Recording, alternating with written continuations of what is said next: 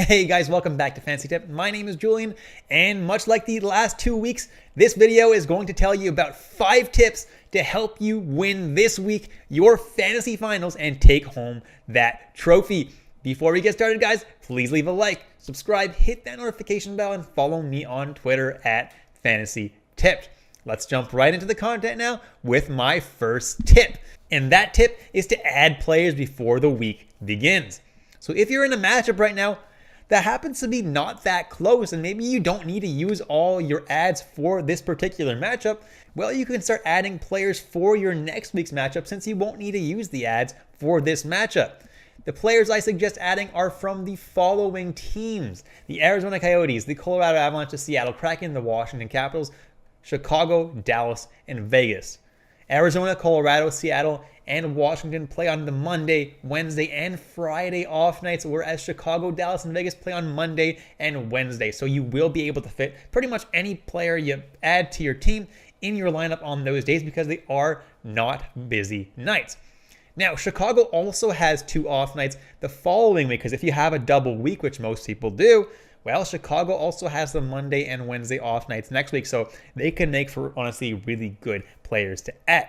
So go ahead and check out my waiver wire video right up there if you haven't already for some players from these teams that you can consider adding. My second tip is to drop your Buffalo Sabres, and I mean basically every Buffalo Sabre you have. Rasmus Dahlin, Tage Thompson, Alex Tuch, Jeff Skinner. They only play 2 games the first part of the week and only 2 games the second part of the week for a total of 4 games, whereas some teams play 4 games just the first part of the week and 3 games the second part of the week. A lot of teams do actually play 7 games over this 12-day stretch, whereas the Sabres only play 4, which is really not great. If there's nobody out there, let's say you're in an insanely deep league and like there is really no one half decent out there, then yeah, I'd probably hold on to my Sabres because 4 games from those guys are better than, 7 games from some nobody, right? But in most cases, I would definitely consider dropping my Sabres, and that would be the best thing to do. And that brings me to tip number 3, drop players that you cannot fit in your lineup. Go through your lineup, especially the busy nights, Tuesday, Thursday, Saturday, and Sunday. Is there a player that you're constantly going to be having on your bench?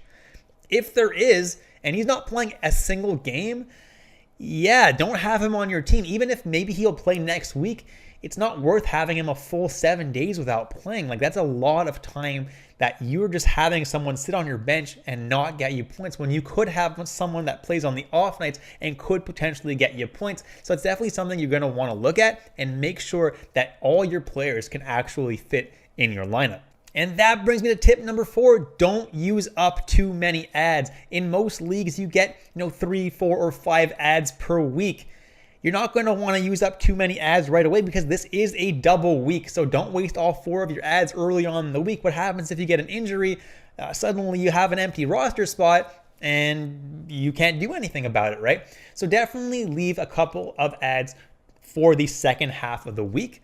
You definitely could add a couple guys to have for the off nights this week, but then just make sure you're able to leave a couple of roster spots for the off nights in the second half of the week as well, because it is a double week and you're not going to get your ads back for the second half of the week. And last but not least, tip number 5 is after Friday, add players for part 2 of the week. So let's say you've added players for the off nights Monday, Wednesday, and Friday. Well, after Friday, you won't need those off night players anymore.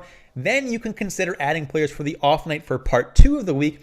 And the off nights for part 2 of the week are Monday and Wednesday. And the teams that you're going to want to add players from are Chicago and Philadelphia because they do play both Monday and Wednesday of next week. There is literally only one game on Monday, which is Chicago versus Philadelphia. So you're definitely going to want to add someone for that. So you do have some players playing.